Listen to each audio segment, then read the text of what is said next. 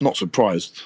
I know you said Spencer Fury wasn't surprised either when you had him on, Yeah. but I did it. I wanted Fury to win as the Brit, as a Fury fan. Yeah.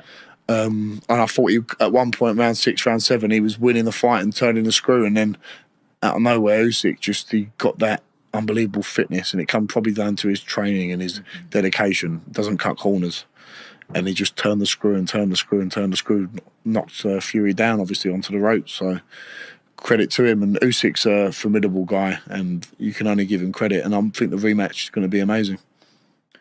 What mistakes do you think Tyson Fury made in that fight?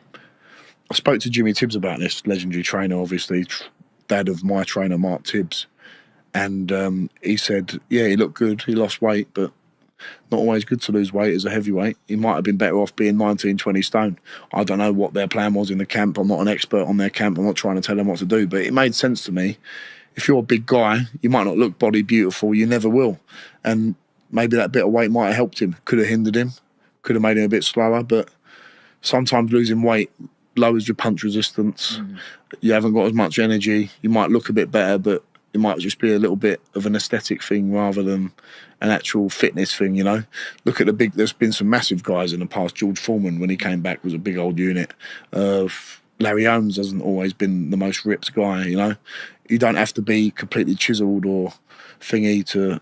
You have to be completely chiseled to be a great fighter. Some fighters are naturally like that, but being a bigger guy, sometimes you've got to use that weight, and maybe coming in a stone or two heavier wouldn't have been a bad thing.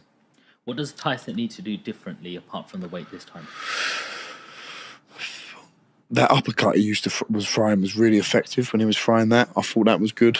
Maybe a little bit less showboating, but that's why we love Tyson Fury, because he is like that. And if he won that fight, we would have been singing his praises, saying he showboated at the same time. But that can all make a difference. That's another 2-3%. Maybe would have helped some energy down the line. But he's the bigger man.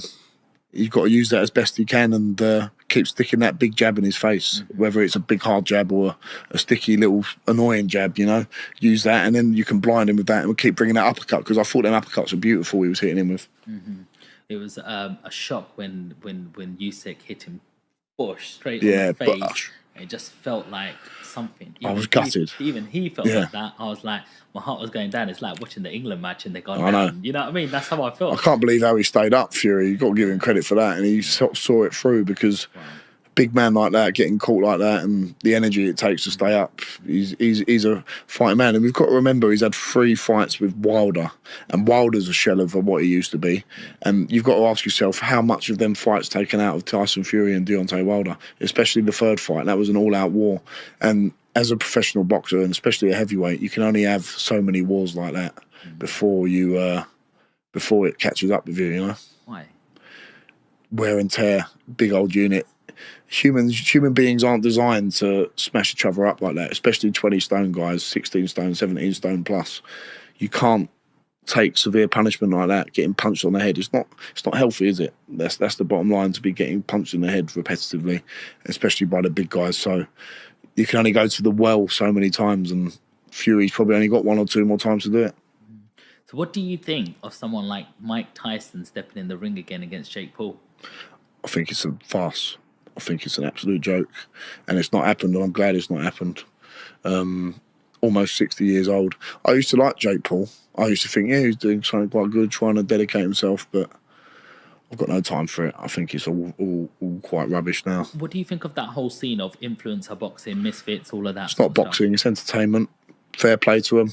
Make their money. That's fantastic, but I don't regard it as boxing. I regard it as sort of wrestling style entertainment. And yeah, it is entertaining. Sometimes you watch it and you think, oh, that's a laugh, but you can never be taken seriously, ever. And that's the danger, though. Like young kids coming through now, will look on my TikTok comments, they'll be like, when you're fighting Jake Paul, you should fight Tommy Fury. And like they don't understand what we have to go through as professional boxers. I know Jake Paul trains really hard, KSI, and fair play to him for making loads and loads of money, and they're great businessmen. But I mean, come on, fighting a 60-year-old nearly Mike Tyson versus Jake Paul, I've got no time for that. How do you think that plays out? Because it is scheduled for November. I think, well, considering that Mike Tyson had to be taken off a plane, didn't he, for having heart problems, I don't think they should be sanctioned at all, ever. It's wrong. Who is your favourite boxer of all time? I've got a few. Lennox Lewis being one of them. Yeah. Unbelievable. Rocky Marciano. Yeah. Old classic guy. The modern guys, Joshua, Fury, love them two the most. There's no Tyson in there? Mike Tyson? Oh, Mike Tyson, unbelievable. But in terms of my favourites, probably Lennox Lewis, someone like that. Vitaly Klitschko. But Mike Tyson, in his prime, watched him 18, 19, 20 years old, smashing people up who were like 10 years older than him, getting a world title at 20 years old. Unbelievable. Johnny, a big name has just been dropped. Yeah, everyone's talking about Chisora and you. Yeah. You know, everyone's just like putting you straight into that Another mix legend. now. He's like, you know, War Chisora. They call him, don't him? He's like a real veteran. Couldn't believe he beat Joyce. Couldn't believe that. Yeah, I thought Joyce would be able to deal with him, but Chisora just keeps coming back. He's had 2 wins on the... Is it 2 wins on the bounce now? Who did he fight before? He fought someone else recently, but he just keeps coming back, and if he's still winning, Joe Joyce is a great name to have on your resume. So I've got a lot of time for Derek Chisora. He's a legend, and people have been bounding our names around. Eddie Hearn being the main man who's been doing that, and I feel a bit disrespectful to thinking like I'm calling for that fight. So I'm not calling for it, but if Derek Chisora came and said, let's have a fight at the O2, let's set it out, I want to do it, I wouldn't say no. It would be an honour to share the ring with Derek Chisora, and I think I'd have a good chance in.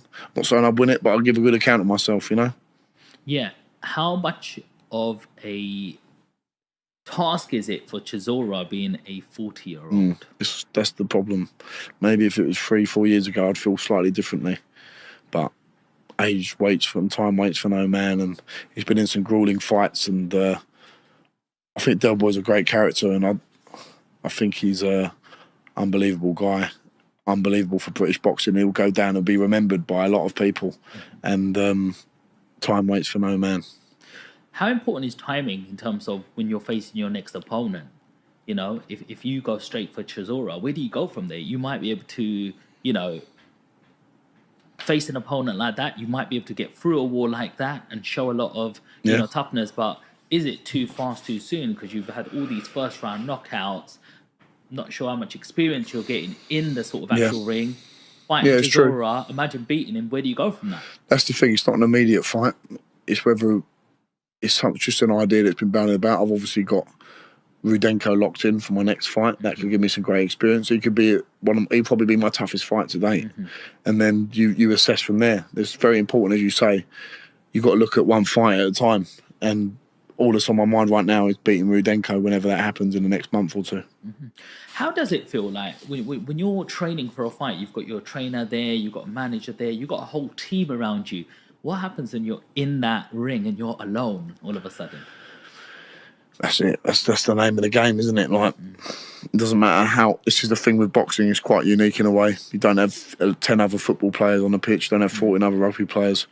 If you've cut corners, it's going to show. And if you're moaning about coaches, trainers, managers, it's up to you to put them all into line, because at the end of the day, you're the one who's going to be seen in the ring and be accountable for what's happened in the camp. So you've got to take an onus on that and be the boss. Unfortunately, without sounding arrogant or belittling the other people, you've got to be in control, because the only person it comes down on when it all goes wrong is you.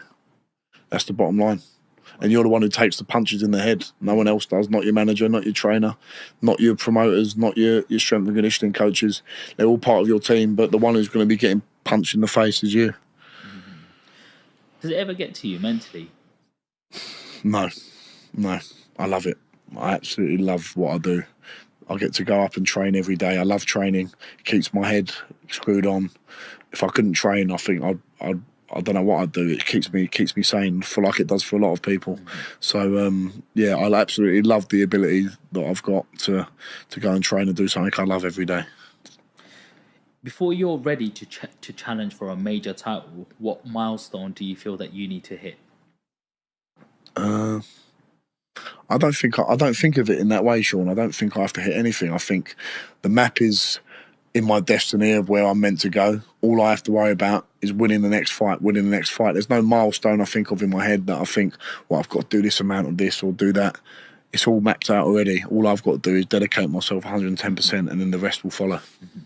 I like going to the gym myself. Yeah. I go there every morning, Yeah. maybe 5-6 times a week. Yeah. It keeps me happy. Yeah. I like to think I train hard. Yeah. You know, one day, like, I have my 2 days where I do my 5K runs. yeah. I do my bodybuilding on 2 other days, and then Nice. a couple of other days I do a Pilates, yoga, get the It's good to do that. stretch All out. the flexibility. Yeah, Yeah. absolutely. All of them things.